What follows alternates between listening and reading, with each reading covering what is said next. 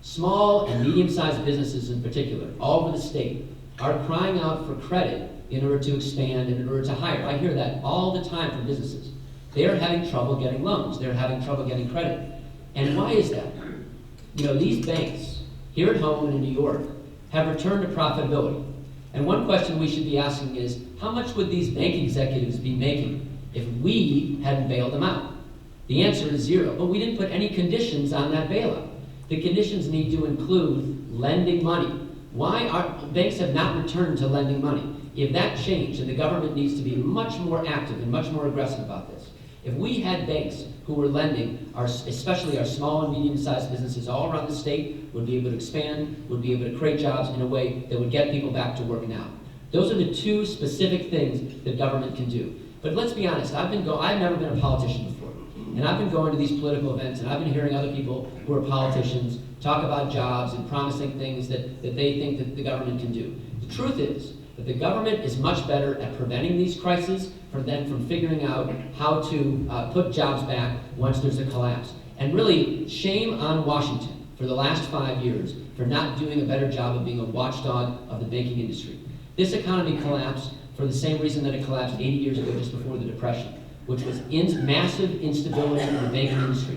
They knew this. Washington regulators and Washington politicians knew this, but they didn't do enough as a watchdog or as oversight, in part because they would take lots of campaign contributions from the banking industry. And even now, very little has changed. Very good proposals to increase transparency, to increase oversight for banking that would provide us with stability.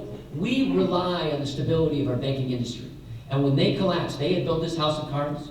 When it collapsed on all of us while they've returned to profitability. It's wrong, and if I was in Washington, I would fight hard to make sure that we have the right amount of regulation, right amount of oversight, so that there's stability, so we don't go through this incredible crisis that's causing such widespread pain. The most important thing we can do is grow the economy. The best lesson we've had in moving from budget deficits to budget surpluses was in the 90s, when our president was Bill Clinton, and he inherited very big deficits, and by the end of his time as president, we had very big surpluses.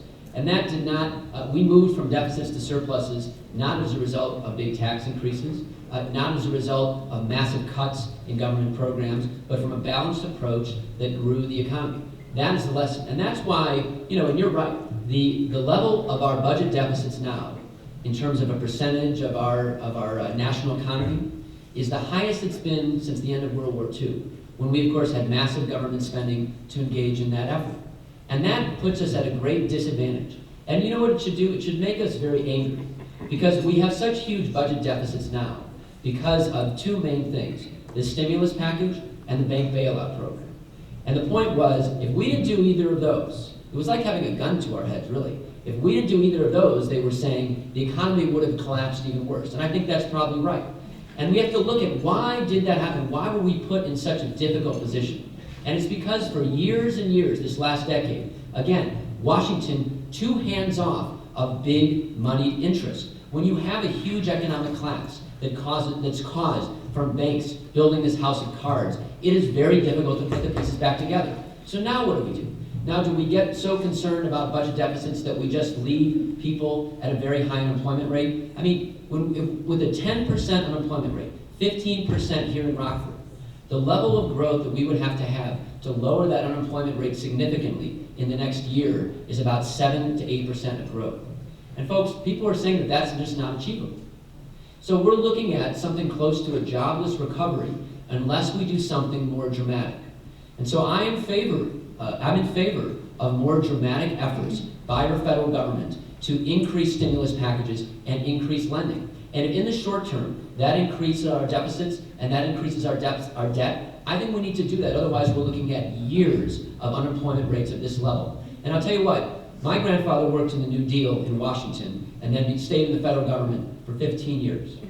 And when FDR was our president and saw the level of suffering that he saw around the country, he didn't turn his back on everyone and say, you know, we can't build up the debt. What he said was, we as a country need to protect all our Americans. And if that means going into some greater amount of debt, we have confidence in our country. We have confidence in our future that we can grow our way out of that. And I believe that given the depth of this crisis, And given what's caused it, that's the approach that we need to take right now. I believe that we need to have a foreign policy that keeps us safe and secure from terrorist threats.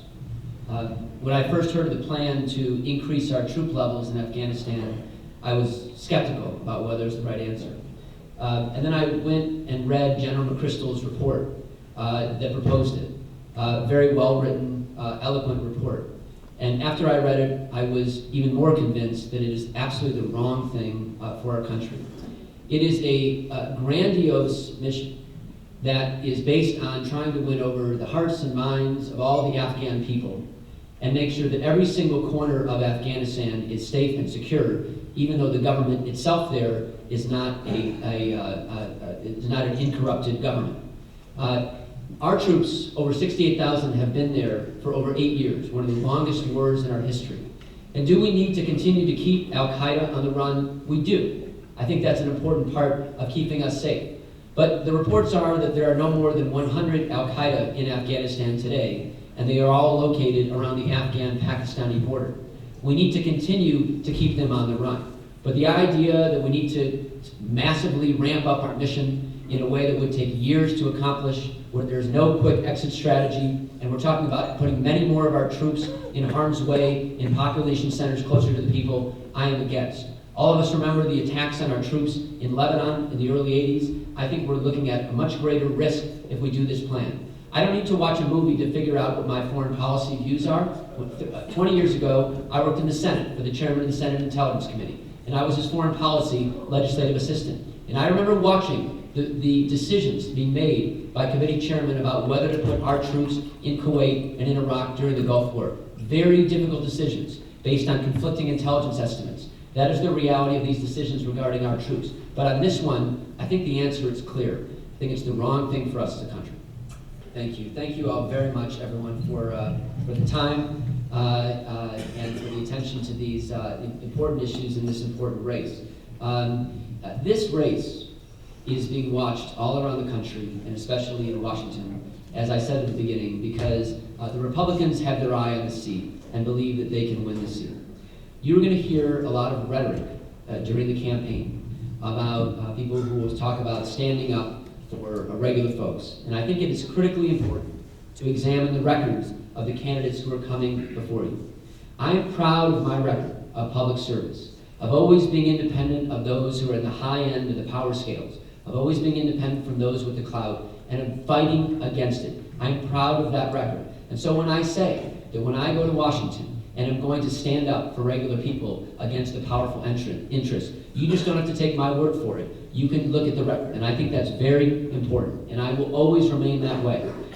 The other thing that we need to make sure we are doing in order to win this election is make sure the corruption issue is being taken off the table. This is the number one issue that Mark Kirk and the Republicans want to run on. We should be able to have a candidate for whom Rod Blagojevich and Tony Rezko and many of the other problem actors who my former colleagues at the U.S. Attorney's Office had to spend time investigating and uncovering the problems, that those names never come up. We as Democrats should be able to communicate that that's behind us, that we're moving forward, that we're looking to the future, that this is a new Democratic Party that understands that we need to be both A+ on ethics, strong on experience, and fantastic on progressive issues. There's one candidate who's not here today, and that's Alexis Giannoulias. And Cheryle talked about the advantages of people who have personal wealth. And there's no one up here who can match him and his campaign on that issue. And what I have called for several weeks ago was a series of debates to match the number of debates that we had in this state in 2004 when President Obama ran for Senate. I've asked for 5 debates. I have not heard an answer from Mr. Giannoulias. And I think that what we all deserve, at the least, is a proper airing of the issues, a proper comparison of the candidates, so that you all, that all the voters, can make that determination. And we need to prioritize that and make sure that we insist on that so that we can be sure that we have the strongest candidate who can lead us to victory in November against Mark Kirk and the Republicans. Thank you all very much.